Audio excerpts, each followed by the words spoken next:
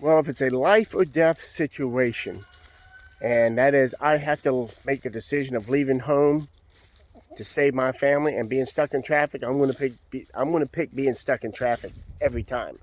And if you live close or in a city, that's a given. You're more likely going to hit traffic regardless of whether it's an emergency or not.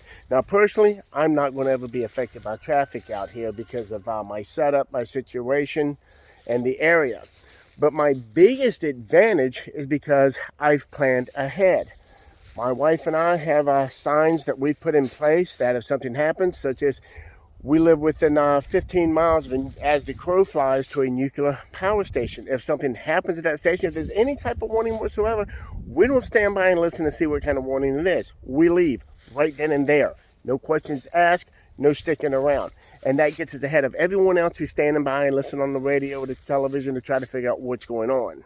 And there's other signs that if we see, not just with the plant, but with some type of terrorist attack in a nearby city, whatever it is, we have certain warning signs we have in place that tells us to leave right then and there. And that decision is already going to get you ahead of thousands, if not tens of thousands of people and get you in front of all that traffic.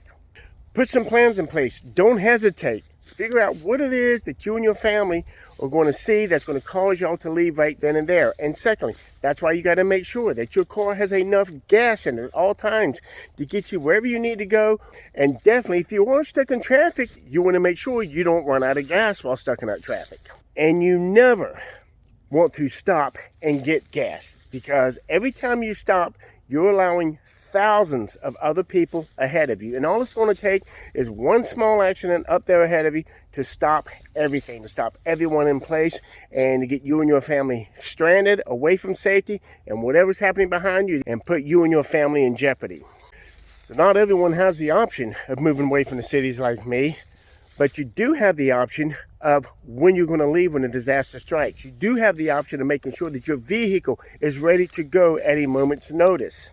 You have an option of putting a plan in place to make sure that you can get you and your family to safety if something happens.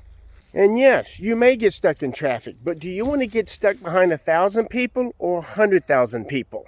That's going to depend on your plan or lack of planning.